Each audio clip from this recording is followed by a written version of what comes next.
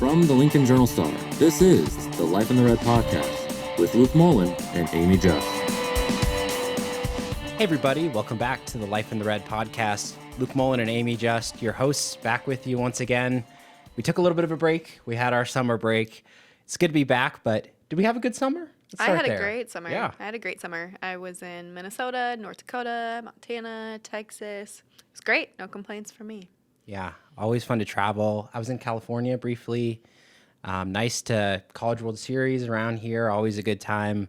4th of July with the family. Lots of fun stuff. But as always, you know, it's the Husker football hype machine kind of still churns in the off season, even when there's nothing going on. But we're back at it. We got the cold hard facts. Getting some looks at that Husker football team. And today, episode 1, all about the Nebraska football roster. We're going to talk offense, defense, special teams, how Nebraska looks. Make sure to stay tuned with us over the next couple of weeks. We'll have season preview, record predictions, all sorts of details from open practice, what we've seen, all that to come here in the next couple of weeks as Nebraska goes through its camp. And we call it training camp here, right, Amy? It's not fall camp. I don't know how many of you were outside last week, but that sure wasn't fall. No. So I know, look, saying summer camp isn't right either. So as they do in the NFL, training camp. Yeah, I still call it fall, but we on the podcast we'll call it training camp. It's not summer. Definitely, it is summer. It's not fall. Exactly. I need to go to bed. Yep. And we haven't even started, so this might be a little unhinged today. Yeah, fall weather is a long way away. That much is for sure. As Nebraska, when they opened practice, I mean, it was 95-degree day, super hot, and we'll get into all that here in a moment. And by the way, for you volleyball fans of the podcast, don't worry, we'll get Brent Wagner on. We will have volleyball-specific episode as well, season preview here to come this month, next month as well. As things get going there in August. You were over at practice today too. How was that? It was fun. Lots of energy, super intense. Lots of new faces, so that's going to be difficult for people to get used to. It's a 6-person freshman class, and then an incoming transfer and an incoming international player. So, and they're all really good. So I don't know what that starting lineup's going to look like here in a few weeks, and I don't know if they know either. So it'll be pretty fun. Yeah, a lot of storylines to get into down the road with that volleyball team. And we'll kick things off here just with some general football discussion of what's kind of taken place these last couple months. And, you know, it is quiet for the most part. There's a lot of recruiting in June. There were camps here. Nebraska coaches were running those. They got some recruits, a lot of guys finalizing that 2026 class. But the big news of the summer, of course, the House settlement. That dragged out for months. Well, it finally got approved. So we are going to have a college athletics season without that overarching legal threat. But the grandfathering of roster limits, that was a contentious thing, and it's ultimately impacted that Nebraska didn't have to cut a bunch of guys. They've been able to bring that full roster into camp. Yeah, and I see both sides of it, right? You have Nebraska is one of the schools that benefited the most from that because Nebraska had one of the biggest, if not the largest roster in all of college football last year. And so many schools cut down to the 105 preemptively, assuming that it was going to go through. So, but at Nebraska, some guys just like, you're going to have to get me out of here kicking and screaming. And that approach benefited Nebraska. But yeah, it'll happen eventually. They'll get down to the 105 eventually. The roster is smaller this year than it has been in years past, but didn't have to make the massive cut before we started training camp. Yeah, and the other thing, too, is revenue sharing is now in place. Schools are allowed to, of course, use those funds to pay players, and kind of an interesting, not to get too much into it, but, you know, there were schools that structured payments differently, you know, prepay, you know, backload, all sorts of different stuff. So, like, yeah, the House settlement's in place, but we're still figuring this out. Coaches, you know, organizations, general managers, all sorts of people that are looking over this stuff. So that will the guidelines will continue to come into place here with that.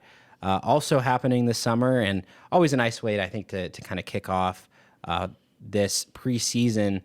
Big Ten Media Days. It was in a new venue there in Las Vegas, and Nebraska not really the talk of the town. You know, there's revenue sharing, college football playoff, you know, all these overarching issues that people were talking about. But Matt Rhule, he's so smart, I think, at these kind of events. He always finds a way to kind of put the best foot forward there for Nebraska. Yeah, I thought so. And it's tough to do on a day with, Ohio State and Indiana going on the same day as you. Um, Ohio State's always going to bring all of its, media contingent. And then, Indiana is very interesting as well. College football playoff team last year, a very, how do I put this nicely? He's a quote machine, all right, for a head coach. And then for player wise, you have the preseason offensive and defensive player of the year in the Big Ten talking at the same time as Dylan Raiola.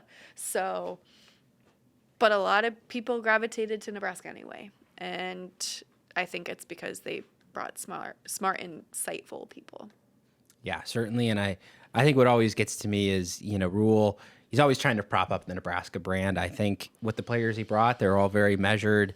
I thought very, composed on that stage. So good way to kick things off. And then we got a closer look. Of course, we got the chance to talk to Matt Rhule again, some other players, and look inside Nebraska's first practice of the fall. That was this Monday as we record this first week of camp. And, we only get a look at 15 to 20 minutes. They're doing different drills, but what kind of stood out there? And I think you got to start with the playing surface. Oh my gosh, it was incredible. Like I was standing on it and my knees felt great because I'd ran like 4 miles that morning. It was so springy. I was like, I didn't know grass could feel like that. Yeah. No, I had ran 4 miles that morning. And so standing on the grass felt very, very nice on my legs. I was talking to a bunch of like different people who were at practice, whether they were media or people associated with the team, coaches, whatever. And they were all just amazed at what it looked like and what it felt like. And I think the players have talked about that too. Yeah, they cut that grass so short. It's like, oh, it's a beautiful surface there. But of course, what matters is what's Nebraska going to do with it. And when you look inside a Husker practice, it's kind of crazy how many moving parts there are. Staffers running in one direction to get a drill set up. The other one taking place. They've got 3 different fields outside. Sometimes they've got an indoor field. Yeah, I mean it's. Sometimes 4 fields go in. Sometimes they send the specialists inside Memorial Stadium if it's particularly windy and they want practice in the wind. So you've got technically 5 fields. It's a lot. Yeah, it is a total production. And just when you get a little look inside of that, you can see how, really every minute, every second is, scripted out about they're going to do this drill then, do this whenever. And just, from that first day, it's a lot of getting back to it, but the energy was obviously there. Coaches, players alike. I mean, they were ready to get after it that first day. Yeah, it's been a long off season. It has, especially for them, the last time that they were, doing anything that they were, allowed to do everything together was, in December. So I guess you had some spring stuff, but that's not the same, right? Like it's good, but it's not exactly the same. So, they're ready. Yeah, different kind of preparation in the spring, definitely. Very, long term. But now it's like, okay, you only have so many practices, so many weeks to get ready for the season. And we'll get to the roster here in a minute, but some of the bigger overarching things, we got some quick-fire questions to get to real quick about this Nebraska football team. And, one of those topics, it's year 3 under Matt Rhule. Usually for him, that means improvements, win improvements, turning a program around. And he doesn't expect anything different, but year 3 here at Nebraska, just what's the atmosphere around the team?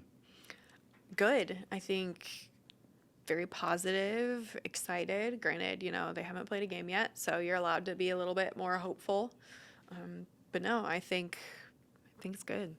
Yeah, I agree. I think that what they've built the first 2 years here, some of the young talent that they developed, that has been really intentional with, slowly building things up. And then the transfer additions that they brought in, they were very smart too about getting immediate contributors, guys who can fill over some of those needs right away. So I think that combination, young talent, proven veterans, they really like what they've got going right there. Another one, next quick fire question, defense versus offense. What's more likely to happen? Nebraska stays a top 20 scoring defense for the 3rd year in a row, or they turn into an above average scoring offense? Above average scoring offense. And I say that with an asterisk. I think the defense is still good. It's a lot of new pieces. It's a new coordinator, and we'll get into that in a minute. But I just think some of the offenses that they're going to face this season is going to put them outside the top 20. But, hey, I'd love to be wrong. Yeah, so hard to be top 20. They had so many games last year where they held them to like 10, 14 points. That'll be difficult. I do agree with you. I think it's more likely that the offense takes that big step versus the defense, again, being one of the nation's best. Still could be very strong, but hard bar to reach. And then final one, those 3 new coordinators, of course, Dana Holgerson on offense. He got his trial run. John Butler promoted from the secondary, and Mike Eckler, special teams, coming over from Tennessee. Those 3 new coordinators, which one of them is under the most pressure to produce right away? Eckler. Special teams is abhorrent last year. Absolutely terrible. Now, the good thing about that is the bar's on the floor. So hopefully you can only go up from here. And there's a lot of new faces, and we'll get into that, but they have to be better, and not just incrementally better, like substantially better. And I think with Eck that will happen. But as we are still in talking season, it has to be better. And so I think the spotlight's definitely on him. At least it is for me. Yeah, I mean, he was definitely brought in for results. There's no doubt about that. I'm going to say John Butler here, just because, again, that unit has been so good the last 2 years, and Rhule saying, hey, we're going to be, same philosophy. We're going to expect to be as good. And the other thing for me, too, I mean, Butler, he's wanted to be a coordinator, right? He's been after an opportunity like this. So I think there is going to be internal pressure as well as the external there. So that wrapping up our quickfire questions. That means it's time to talk this roster. Don't worry, we won't go into too far into the weeds. But we're not going to talk about all 125 guys on the roster. Absolutely. They all matter. Don't worry. But in terms of this roster, Matt Rhule said a couple times they have like the first 53, that NFL style, the second 53. So we're really talking about that first unit, those guys who are going to be out there contributing every week. So on offense, let's start at quarterback. You all know who we're going to talk about, Dylan Raiola. But the question is, he was good as a freshman. How good can he be as a sophomore? I think good. I think a lot of that plays into the other position groups. Number one, their offensive line. We'll talk about it. Wide receivers. I think you have more weapons. Running backs, he's really comfortable with EJ. It's like his best friend on the team. They go everywhere and do everything together. I think they see each other more than most people see their significant others. And so that chemistry is going to be good. And I think all of those are confidence builders, not just for the offense, but for Dylan especially. I think his production also goes hand in hand with Dana actually getting to build a real relationship with him in the spring, the off season, and now, continuing to build that here during training camp. I think he'll take a step forward. I have zero reason to think that he will stay stagnant or get worse. They've really built a lot of things around him, and I am looking forward to seeing what that looks like. Yeah, and there was a lot of talk about his body composition for a while. Matt Rhule kind of sparked some of that conversation, but to me, he's been getting that work done. But to me, it's the mental side of things that's more important. And we saw that last year. I mean, we talked on this podcast a lot of times. Like, defenses would just blitz him. They just know that you could get him. He needed that time in the pocket. So that's what I'm interested to see this year. Like, again, as you said, it depends the pieces around him, but how is he diagnosing these defenses? How is he with the pre-snap checks? Coaches and teammates, very complimentary of that. But again, got to be better as a sophomore than as a freshman. And just everything around him, too. Yes, there's so much potential for this Nebraska offense, but really it all comes down to the quarterback. Everybody knows that. Yep. So big expectations for Dylan Raiola there as a sophomore at running back. Really, I think if you had to look at any position on the Nebraska roster and said, if one guy gets hurt, other than quarterback, of course, they're going to be in a whole lot of trouble. It's Emma Johnson. Yep. Because the guys behind him, Quentin Ives, briefly injured here at the start of fall camp, barely played. He's a sophomore. Training camp. Yep, bad habits. But Mekhi Nelson, Isaiah Mosey, these are redshirt freshmen, true freshmen, sophomore with limited experience. Like, these are the names we're throwing out there if Emmett was to go down. Not a lot of experience there. They're confident in that group, but still a big question mark. Yeah, I agree. I think there's no question marks with Emmett himself necessarily. It's just what is the game day rotation going to look like? You cannot play him every single down of every single game. It's not going to work. So what is it going to look like behind him? And how frequently are they going to rotate the stable? Is he going to be their first 1,000-yard rusher in a really long time? Maybe. If there's anybody else, I don't know who it would be. So, and it's not just going to be, a traditional running back. Like, he's going to be asked to catch the ball. And how much will he be involved in that? I'm not sure, but he is the catalyst, I think, behind Dylan for making this offense go. Yeah, I agree. I mean, really, Emmett, I think he can do it all, first down, third down, pass pro, between the tackles too, any sort of running and all around offensive, backfield that you need from him. Certainly he's going to be there. And you look at kind of what I would say the big three of last year, Dylan Raiola, Emma Johnson, Ja'Cory Barney. Of course, all those guys are back, and that wide receiver room, Barney was a freshman, and I mean, he was pacing that room last year. Now they've got some pieces around him that it's like they're going to still need a lot of Ja'Cory Barney, but I don't think it's as much like all Ja'Cory or nothing as it was down the stretch last year. Yeah, I am really excited to see the chemistry between Dane Key and Dylan. I think Dylan invited himself to move in with Dylan is what I understood that to be.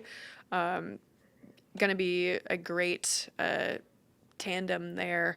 And then getting lost in the shuffle a little bit is Hunter. When he spoke in the spring, I thought he was a really brilliant guy. And watching some of his tape, I mean, whew.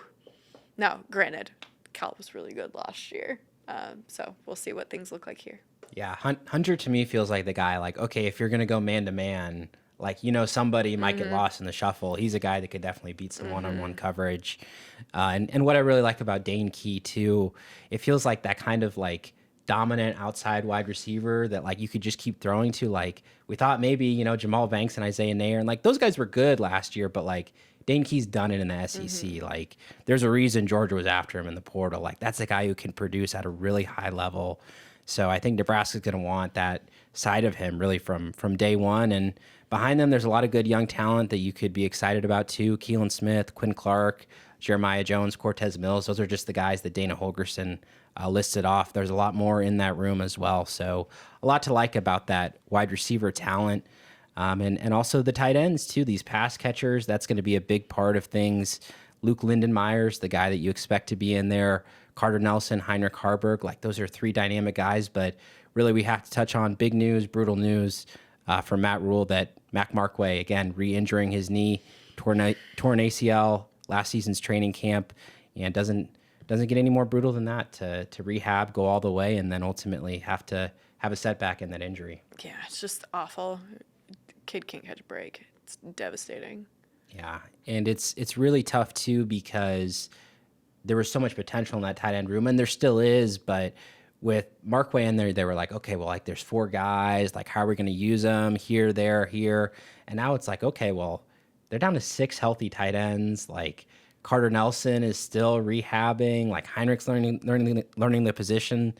Things look a little different there with Markway's injury now. Yeah, they do. I'm still optimistic, but it's going to have to be a little bit more of a crash course for Carter getting back healthy and Heinrich just straight up learning the position. Yeah, and you got to feel it's even more snaps for Lindenmeyer. I mean, he was already going to be that lead guy who you can get a lot out of, very versatile in different ways, but now it's he's not going to be able to come off the field all that much, you don't think? Especially in an offense that loves a 2 tight end set. Mm-hmm.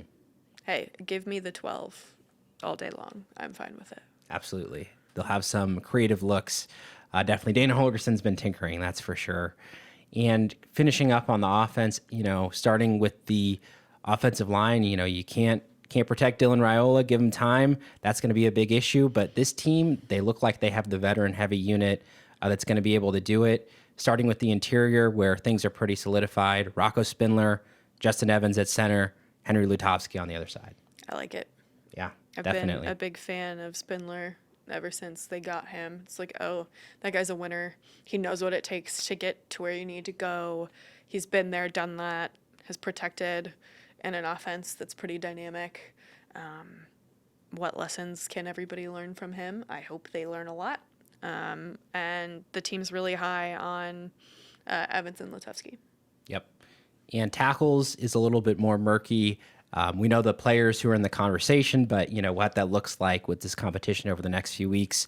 We will still see Elijah Pritchett, the big Alabama transfer. He's in the mix there to start potentially at left tackle. Gunnar Gatula, Tyler Canuck, and Teddy Prohaska. Those are the guys there too.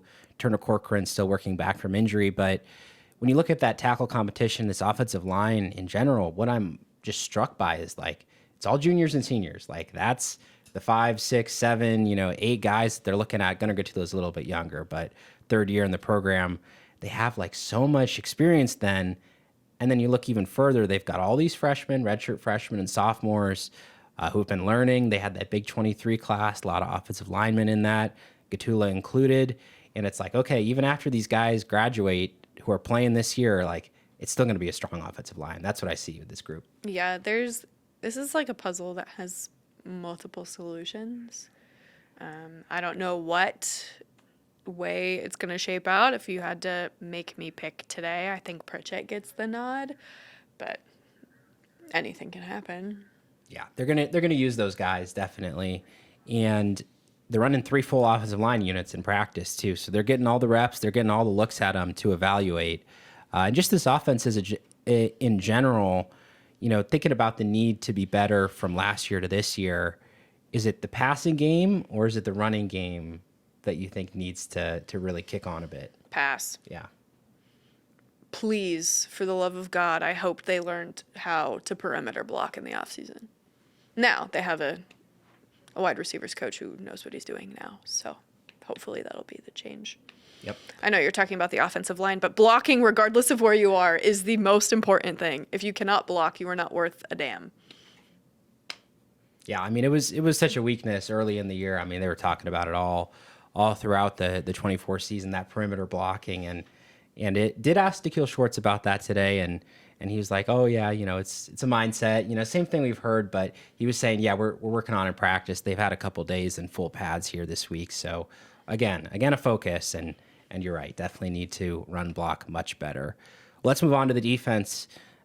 Really a different story as opposed to the offense in need of improvements. It's how do you sustain elite play when a lot of your elite defenders have moved on? That's especially the question at defensive line. No Nash Hutmaker, no Ty Robinson. They were pretty good last year. Just okay. No, Yeah. they're great. They got the job done.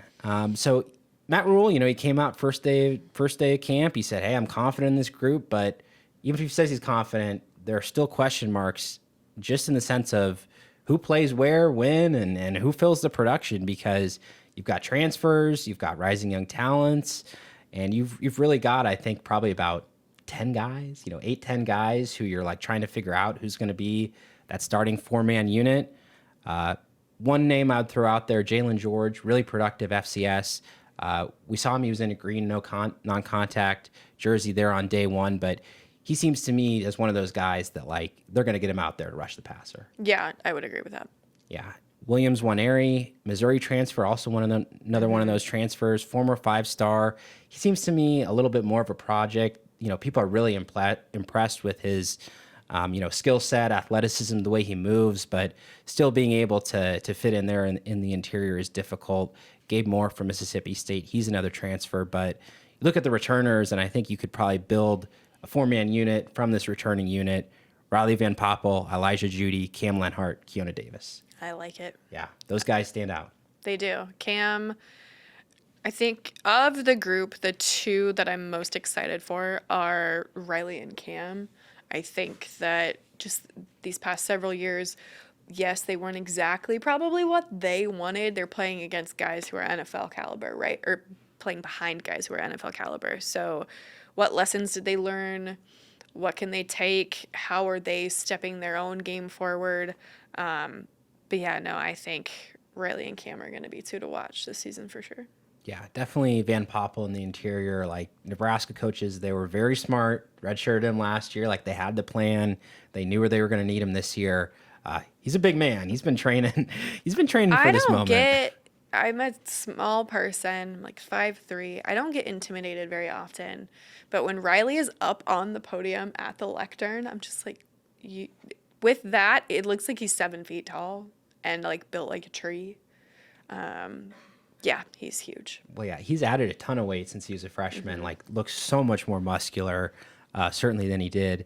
And just in terms of holding his own there too, like, he was learning from Nash like in practice every day last year. Like, right, he'd been learning these guys' techniques. So I think he is definitely ready to go. And you mentioned Lenhart to me as well. Like, I don't know that necessarily at the end of the year you're going to look at his sack numbers and be like, whoa, look at all those sacks. But like when you watch the games, like Lenhart, he always makes an impact there on the edge. So he's going to be a guy making some havoc. And talking about guys off the edge in the linebacker room, probably the best pass rusher on this team is a linebacker, Deshaun McCullough.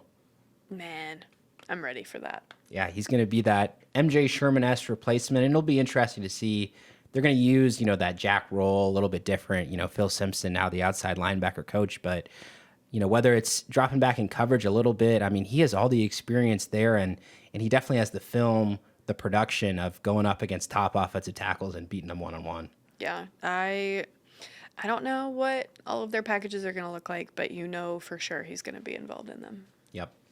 And elsewhere at linebacker, if you're looking at who are the guys who are going to rack up the tackles, Marcus Watson-Trent, he is another senior, very experienced Georgia Southern transfer. Vincent Shavers, looking for another big year after that freshman season. And as well, Javen Wright, the seventh-year senior. Again, a lot more depth. There's a lot of like sophomores in that room, but really I would look at those four and you think those guys are going to be on the field a lot. Yeah, absolutely.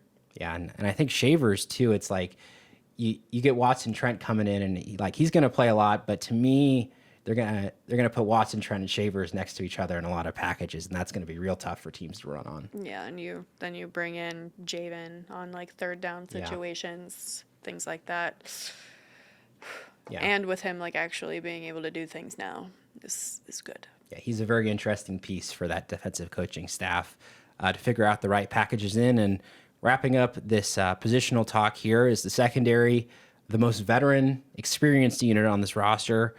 When you're looking at the starters, Sia Wright, Marquise Buford, Deshaun Singleton, Malcolm Hartzog, I mean, we can keep going down. That's a unit that expects to be very good, and I don't think many people have very many question marks about them. Nope, I do not. Yeah. I wonder, where does Bly Hill get another chance? Yep. His unfortunate timing of an injury last year kind of set him back a little bit. But yeah, no, I'm curious how many in that group alone are in single digits this year. Yeah. I would just say expect a very good pass defense. And the other thing too is they brought in a lot of transfers to the secondary too, like Jameer Khan, Andrew Marshall, Justin Rhett. They brought in these guys, and are they going to earn playing time? Are they going to be beaten out by some of the rising young talents too? There's going to be a big battle there as well. I think maybe not exactly for starting role, but for getting on the field and at least proving that you can be in that mix. That's a very competitive group, the biggest position group on the roster. So there's a lot of competition going on in camp. And wrapping things up, special teams, of course. Punter Archie Wilson, he got a lot of praise from Matt Rhule the other day, saying he can kick, he can run, he can throw. It's like he's saying, opposing coaches, worry about this punter. Hey, it's good he's getting the message out there. Yeah, it's good to have a punter to worry about. Not that Brian Buschini was bad. He was not. But I think Archie can stress and stretch opposing special teams units, and that is what you need to be able to win in the Big Ten. Yeah, and I mean, once we get more details about the way that Mike Eckler's been, running the special teams operation, it'll be a little bit easier to go into depth, but with Archie Wilson, that rugby style punting, they're going to roll him out. They want those opposing defensive staff to wait and see is he going to kick it? Is he going to run? Is he going to throw? So to me, when Matt Rhule comes out first day of training camp and says that, it's to me, it's so intentional that he's trying to get teams already worried about Nebraska's special teams unit. That's how confident he is in this guy and of course, in Mike Eckler. So that's interesting to me as well. Consistency needed at long snapper. Kevin Gallick, he came in. He's a senior. Nebraska expects big things from him, but really the thing here is the kicking competition. There's about 3 kickers who could all win the job, and they all have experience, and we'll see what shakes out. Yeah. It's hard. I'll tell you, it's hard to call a kicking competition 4 weeks out when we haven't seen him kick. Yep. Yep. I have no clue. But, you know, they've proven that they've been able to do it. They've all struggled. It just, you don't know what it's going to look like and what this offseason looked like for them. Yeah.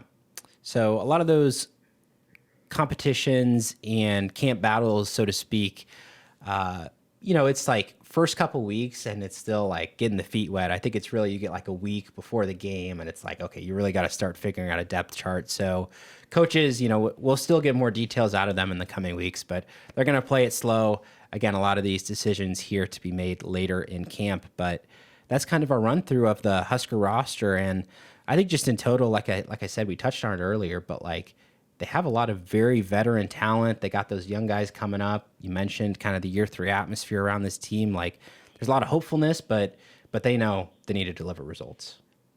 And I think that it's there for the taking if they want to do it. Just gotta win the close games. Yep. Or just blow everyone out, and then you don't have to worry about a close game. No, I'm kidding. Close games Matt Rhule will would happen. take that. It's the Big Ten. But yeah, no, they need to win the close games. Though might take a few weeks for them to get into that situation. Yep.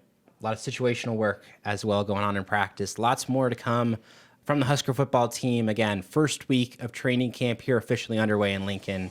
And that will do it for our roster breakdown. Thank you all for tuning back in to the Life in the Red podcast. It's great to have you with us for another season. We'll see you all again next week. Thank you for listening to this week's Life in the Red podcast. Our theme music is composed by Sasha Indy. The stories continue on journalstar.com.